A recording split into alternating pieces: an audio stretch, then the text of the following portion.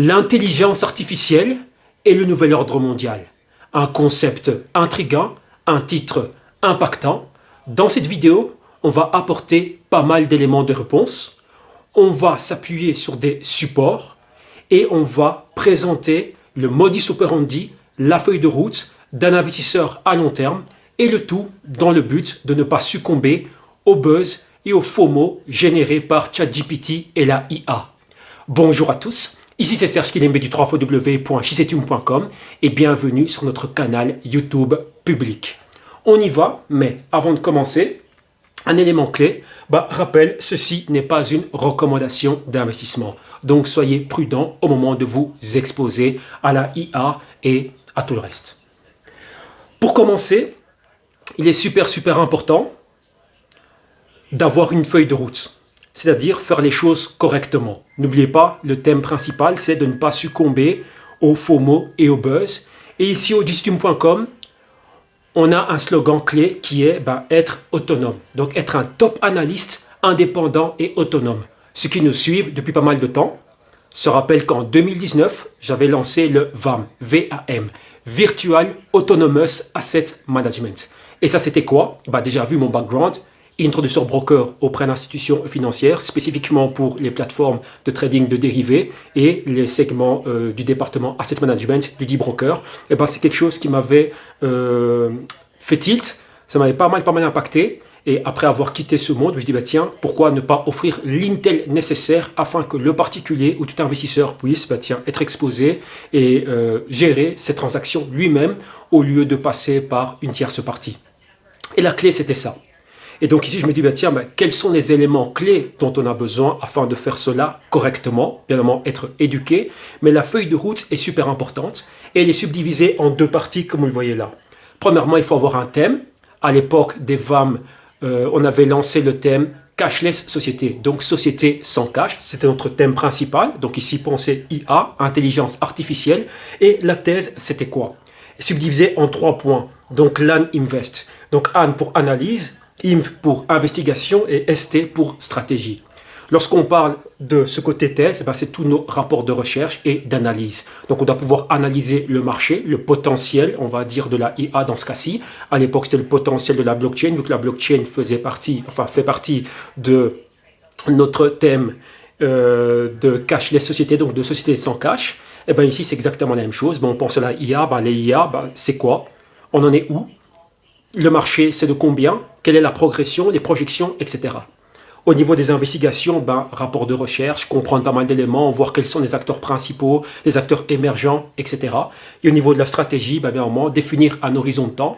Tiens, je veux investir à long terme. Comment faire? Dans quoi déployer mes capitaux? Quel type d'actifs utiliser et à quoi m'exposer? Et il y a pas mal d'autres éléments qu'il faut comprendre ici. Donc là, c'est un mini résumé de la marche à suivre. Poursuivons.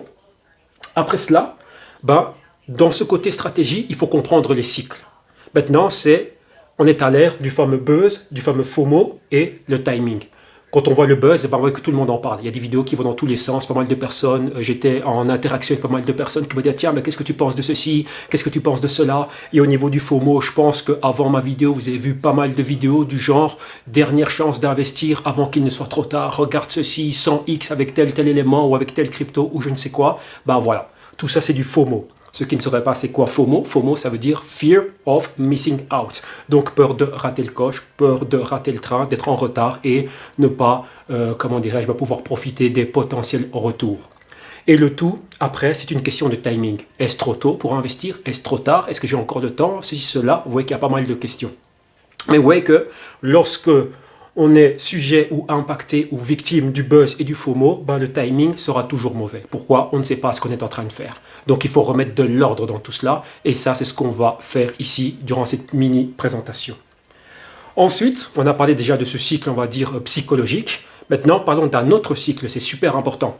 Lorsqu'on parle des blockchains, ou ici, on va rester IA, à quel moment va-t-on investir? Donc, au niveau du timing, mais surtout, on en est où au niveau économique? Rappelez-vous que dans le segment analyse et investigation, on doit voir quel est l'apport de la IA, de cette technologie au niveau économique, au niveau sociétal, etc.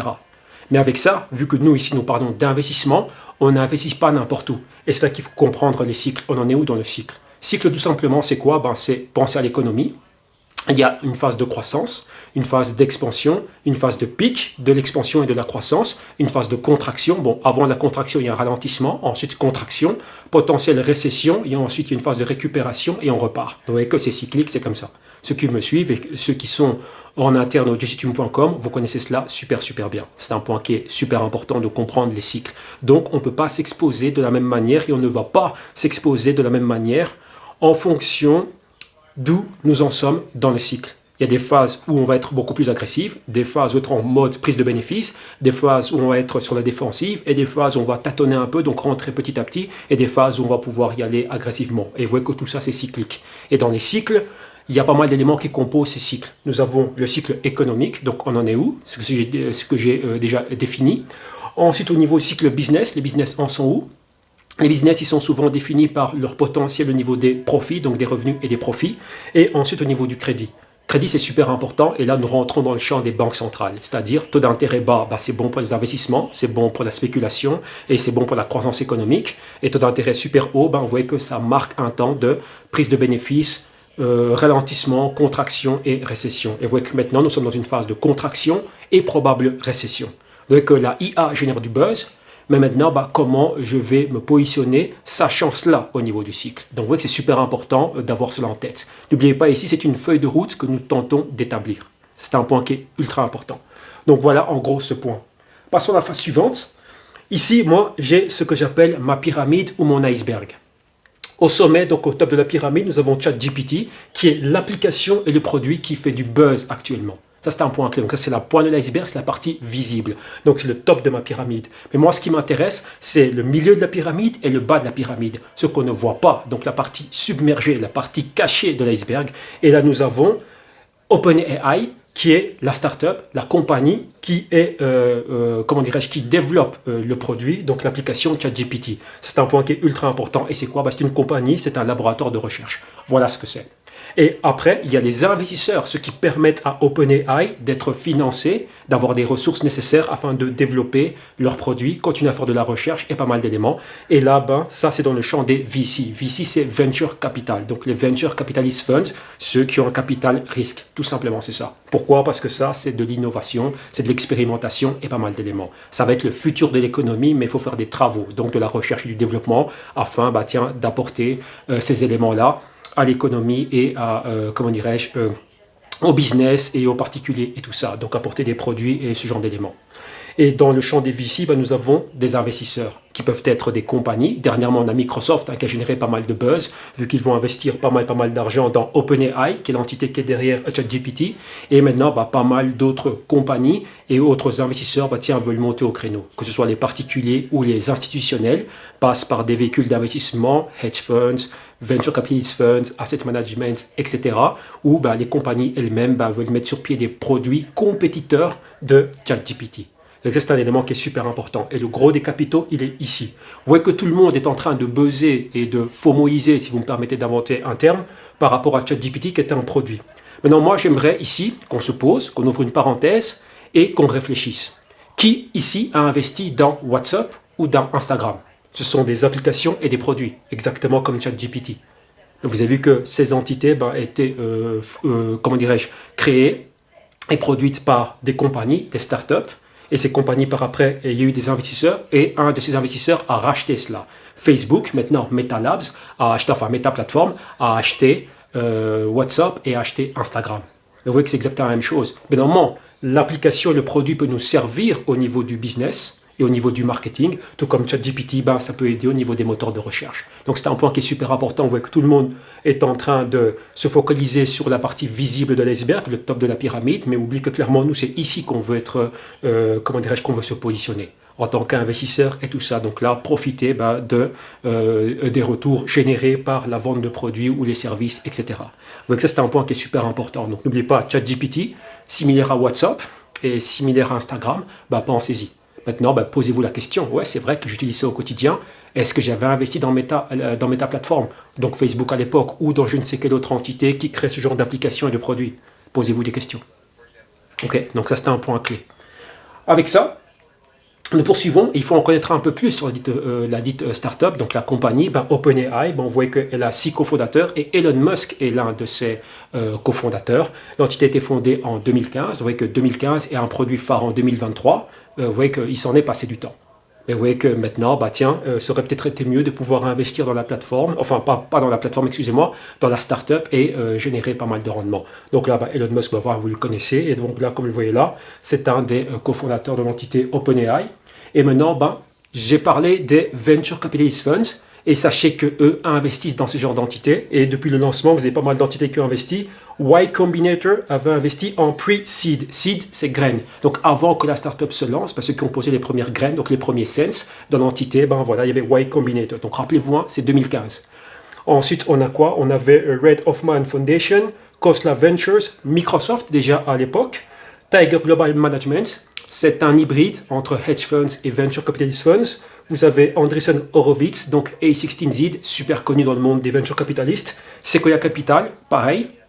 Bedrock Capital, Matthew Brown Companies et Microsoft dernièrement. Ça, c'est l'événement le plus récent. Mais vous avez vu qu'il y a eu pas mal de personnes qui avaient déjà participé à cela. Maintenant, posez-vous la question, on était où, nous?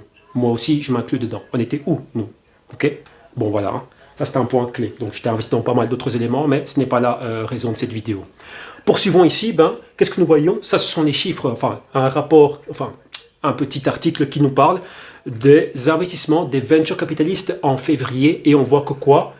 Dans les 10 top rounds, donc les rounds de financement, c'est le real estate, donc l'immobilier et la IA, donc ces startups qui ont scoré big, c'est-à-dire quoi? Qui ont amassé pas mal de capitaux.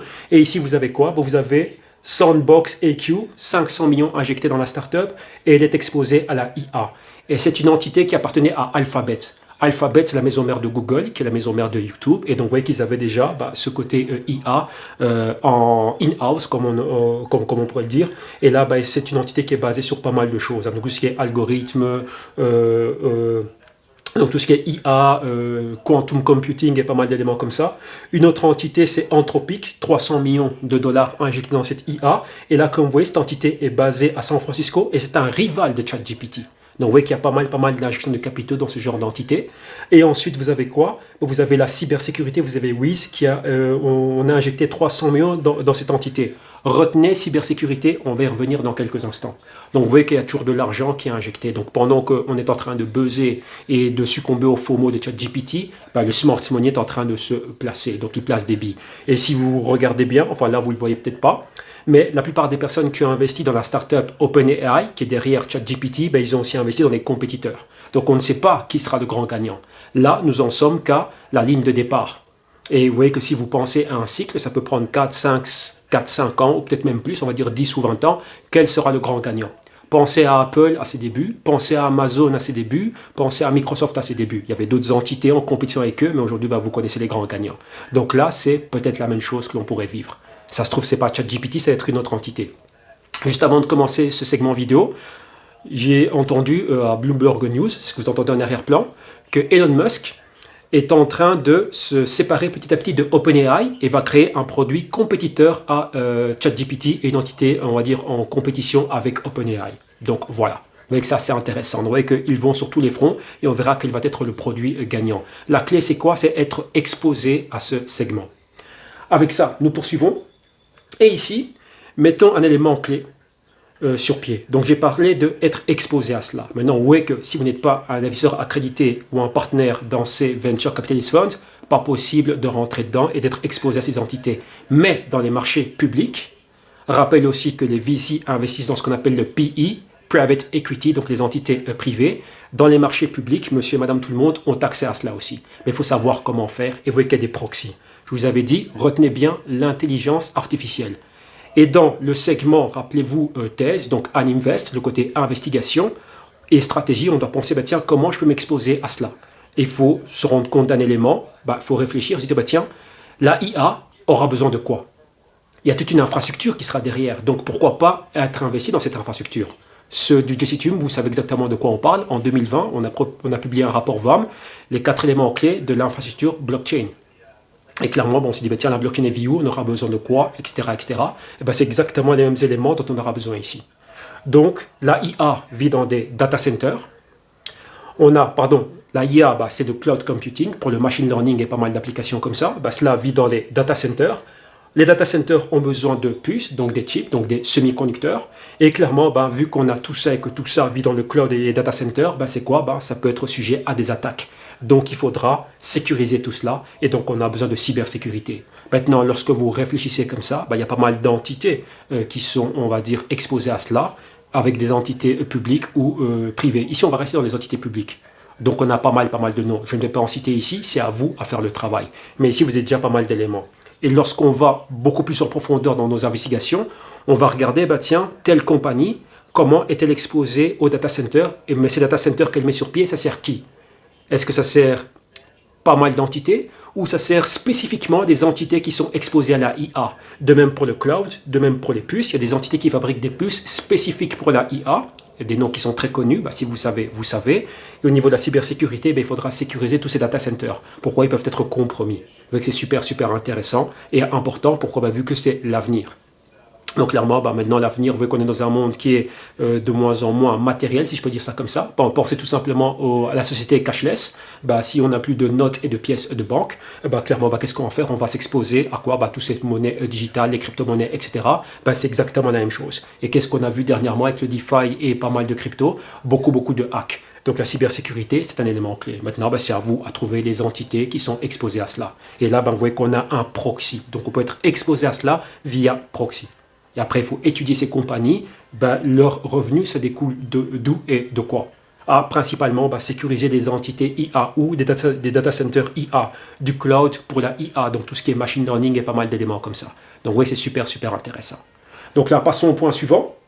Nous avons l'Intel et la vision. C'est ici, comme je l'ai dit au début, qu'on va s'appuyer sur pas mal d'éléments qui vont nous permettre d'en savoir beaucoup plus et de, comment dirais-je, façonner un peu plus notre vision. C'est-à-dire quoi? L'horizon de temps, combien de temps il faudra pour que cela, clairement, puisse, comment dirais-je, porter ses fruits. Maintenant, vous voyez que c'est juste le côté buzz, mais derrière le côté buzz, il y a une phase initiale. Vous avez vu les venture capitalistes qui sont en train de prendre position et qui financent la recherche et développement de ce genre d'applications et ce genre de produits. Donc, ils financent les startups qui sont derrière. Donc, ça, c'est un point clé, comme vous l'avez vu là. Maintenant, nous, il faut qu'on se documente. Rappelez-vous, dans la phase thèse, le côté Aninvest, donc analyse et investigation, il faut qu'on puisse se documenter et comprendre de quoi on parle. N'oubliez pas uniquement, comment dirais-je, suivre tout ce qui se passe au niveau buzz ici et là. Là, c'est tout simplement suivre des gourous, des experts, etc. Non, moi, je veux être autonome. N'oubliez pas, un top analyste autonome et indépendant. C'est un élément clé, donc il faut faire le travail. Donc avec ça, on va s'appuyer de support. Et on va utiliser des bouquins. Donc ici, vous avez les 20 prochaines années. Un bouquin qui est super important. Je l'ai ici. Donc là, rappelez-vous, ça fait partie de l'investissement. Il faut investir dans les supports. Moi, j'aime bien les bouquins. J'aime bien gribouiller, faire pas mal d'éléments comme ça. Et ça, c'est un élément qui est super important. Et comme vous voyez ici, on va lire. Donc ce rapport, rédigé par le Conseil national du renseignement américain, imagine le monde de demain en prenant en compte l'ensemble des connaissances disponibles sur tous les continents et pas moins de 2500 spécialistes et consultants de 36 pays ont collaboré à ce document. Et un peu plus loin, on voit quoi? Penser le futur aide à vivre le présent et à agir. Publié aux États-Unis en janvier 2017, ce document est un des tout premiers rapports que le président Trump a trouvé sur son bureau en prenant ses fonctions. Et ça, c'était publié en 2017. Et les 20 prochaines années, comme vous l'avez compris, c'est la vision de 2017 à 2037. Et ici, on va aller à la page 57-58. Et là, on fait un état des lieux de ce qui se passe au niveau des technologies. Donc là, permettez-moi de lire. La technologie complique la vision à long terme. La plupart des grandes économies du monde seront confrontées à des taux de population active de plus en plus faibles. Mais tous les pays devront chercher à préserver l'emploi et à développer une main-d'œuvre bien formée et résiliente. L'automatisation, l'intelligence artificielle et d'autres innovations technologiques menacent l'existence de beaucoup de métiers du haut en bas de l'échelle socio-économique, dont la production de technologies et même les services en col blanc. Okay, donc ça c'est un point. Donc ça c'est la technologie, ce que ça fait. Poursuivons. Un autre point. L'innovation technologique accélère le progrès mais crée des ruptures. Quelques éléments clés comme vous voyez ici qui parlent de cela. La technologie continuera de donner du pouvoir aux individus, aux petits groupes, aux sociétés et aux États, tout en accélérant le rythme du changement et en suscitant de nouveaux défis complexes. Des ruptures et des tensions en particulier le développement et le déploiement des technologies de communication de l'information, donc les fameuses TCI, de l'intelligence artificielle, encore une fois, de nouveaux matériaux, des avancées dans la production, de la robotique à l'automation, des progrès dans la biotechnologie et les énergies non conventionnelles vont perturber l'emploi, modifier la santé, l'énergie et les transports, transformer le développement économique. Ils soulèveront aussi des questions fondamentales sur ce qu'être humain signifie. Ces développements amplifieront les différences de valeurs entre les sociétés, entravant dans ces zones les avancées réglementaires ou normatives internationales. Les risques existentiels associés à certaines de ces applications sont réels, surtout en biologie synthétique, en édition du génome et en intelligence artificielle. Vous voyez que ça fait beaucoup de fois qu'on a cité l'intelligence artificielle. Poursuivons. Les TCI transformeront les pratiques professionnelles et la façon dont les gens vivent et communiquent. Les technologies induites augmenteront l'efficacité et modifieront l'emploi dans les transports, l'ingénierie, la production, la santé et bien d'autres services. Ces outils existent déjà. Vous voyez que là on parle de 2017. Mais ils se répandront à mesure que les développeurs apprendront à décomposer les emplois en segments automatisés, donc remplacer l'être humain par la machine. Et pas que OpenAI, c'était 2015. Ce rapport, c'est 2 ans après la fondation de OpenAI. Oui, de OpenAI et ChatGPT, ça a généré du buzz en 2023. La montée en flèche des investissements dans l'intelligence artificielle, vous avez vu les VC qui investissent dedans. Les ventes croissantes de robotique et de bureautique, les plateformes fondées sur le cloud et sans infrastructure locale. Vous avez vu que le cloud, c'est un de nos proxys. Donc ici, on le cite. Donc là, prêtez attention.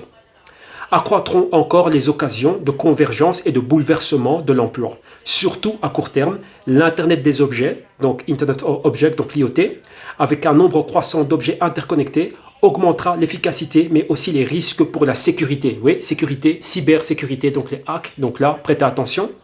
Les effets de nouvelles TCI sur le secteur financier seront sans doute profonds. De nouvelles technologies financières, dont les monnaies digitales. Vous voyez qu'on parle déjà des cryptos à cette période-là. Vous voyez que c'est 2017, c'est au même moment où le Bitcoin est devenu mainstream. C'était quoi? Q3, Q4, donc allez, automne, hiver 2017, juste avant le méga bull run et qu'il atteigne les 20 000. Et ensuite, ben voilà tout ce que nous connaissons jusqu'aujourd'hui. Vous voyez que c'est un élément qui est super important de se documenter et de faire ce travail d'analyse et d'investigation. Là, c'est plutôt investigation. Analyse, ce serait part de marché, etc., etc. Reprenons ici, donc on s'est arrêté aux monnaies digitales, les applications de chaînes de blocs, donc blockchain, aux transactions. L'intelligence artificielle et le big data pour les analyses prédictives redéfiniront les services financiers avec des impacts estimés substantiels. Dans une des parties clés de la présentation du fameux crypto market, donc ceux qui ont le rapport, ceux qui sont en interne et ceux qui ont souscrit au service, ben, dans la troisième partie, je montre cela. Ce que nous faisons nous-mêmes, moi-même en interne, avec tout ce côté machine learning, big data, etc.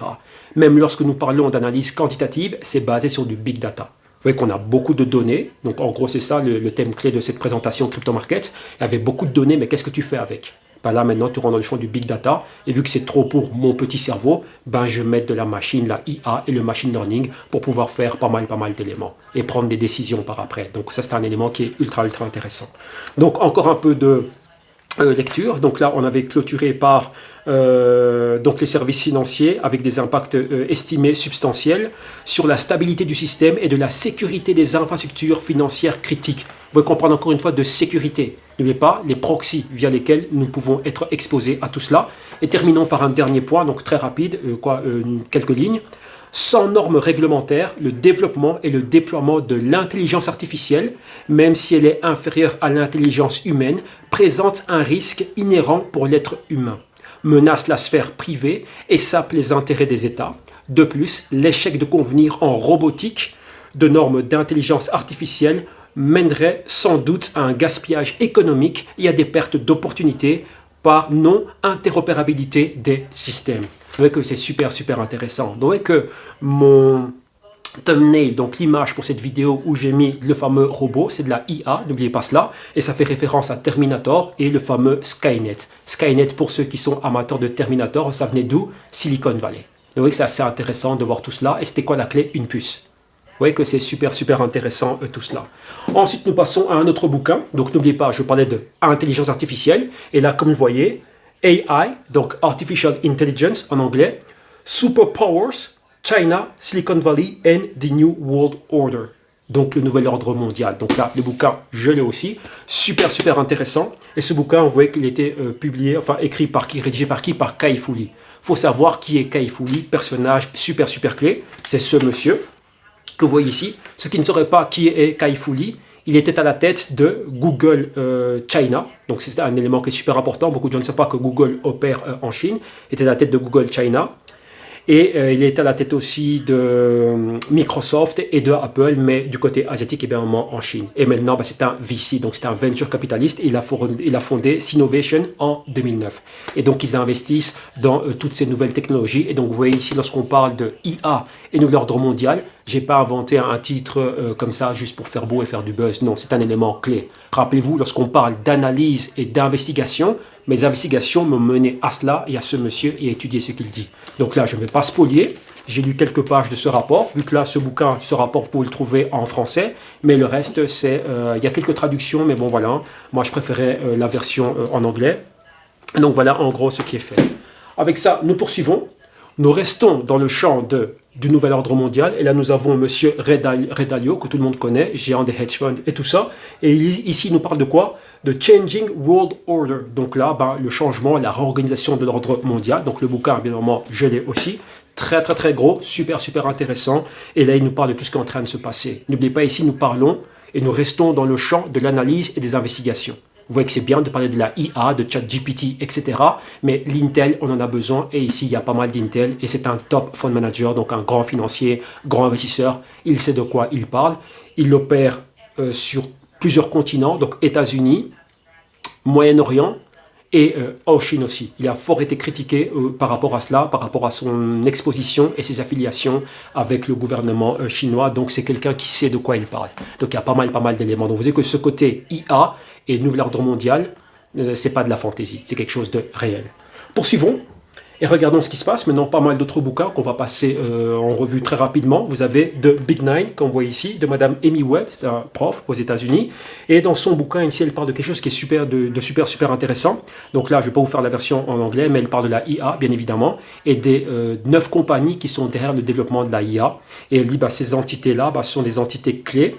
Et ne pas que ces entités, elles sont publiques, donc il y a de l'argent de Wall Street derrière, et clairement, voilà, donc là, elle parle des dangers qu'il y a lorsqu'on veut générer des profits à tout prix, la bataille et la compétition qu'il y a entre les États-Unis et la Chine pour dominer la IA, et clairement, ce que ces entités sont en train de faire, mais surtout les personnes qui ont des intérêts. Donc des intérêts, c'est quoi? Qui sont investis, qui sont des actionnaires majoritaires, et ne pas que les actionnaires majoritaires ont des droits de vote. Donc au sein des compagnies, il y a beaucoup de lobbying au niveau du board, comme on appelle cela, beaucoup de lobbying et c'est très politique. Donc lorsque tu as un pouvoir d'action, tu peux virer le PDG, mais tu peux décider de la direction que va prendre la compagnie. Et là c'est quoi? Rappelez-vous, les applications et les produits qui sont, on va dire, développés. Donc ici, pensez à ChatGPT, pensez à tout ce que je viens de vous expliquer, le capital, l'aspect politique des marchés et du côté financier. Et maintenant, tiens, la direction que peuvent prendre ces entités. Vu que je te finance, tu fais ce que je te dis de faire. Un exemple clé, pensez à ce qui s'est passé avec WhatsApp. Les fondateurs de WhatsApp, une fois qu'ils ont été récupérés, donc absorbés par Meta Platform, c'est-à-dire Facebook, ont quitté l'entité. Pourquoi? On leur demandait de faire des choses. Ils disent, tiens, c'est contraire à ce que nous avions prévu dès le début, et donc on préfère abandonner le navire. On a pris notre argent, maintenant, WhatsApp, c'est plus notre histoire. Donc ça, c'était un point clé. Et donc ce bouquin, ça fait référence à ce genre de point, donc ce genre de conflit. N'oubliez pas, ça va apporter pas mal de choses au niveau business, au niveau économique, mais au niveau humain et au niveau sociétal, quoi? Et vous voyez qu'on en est là. Avec ça, nous poursuivons. Un autre bouquin qui est super important, c'est The Future is Faster Than You Think. Donc le futur est plus rapide que ce que tu ne crois. Donc ça arrive très rapidement. Et on parle de la convergence entre pas mal de technologies. Vous avez vu que les termes qui sont utilisés, c'est ce qui a été repris dans ce bouquin. Donc là, du fameux rapport des services de renseignement US. Et avec là aussi, c'est super intéressant. On parle de technologie. Et bien normalement, la IA, ça ne manque pas. La IA est au menu. Un autre élément clé, et là nous revenons avec monsieur Kai Fu Lee, comme vous le voyez ici, AI 2041. Là c'est un bouquin qui a été publié en 2021 et donc là c'est 20 ans. N'oubliez pas que je vous ai parlé de cycles et des projections sur le long terme. Et donc là Kai Fu Lee revient et il nous parle clairement de sa vision de l'IA en 2041.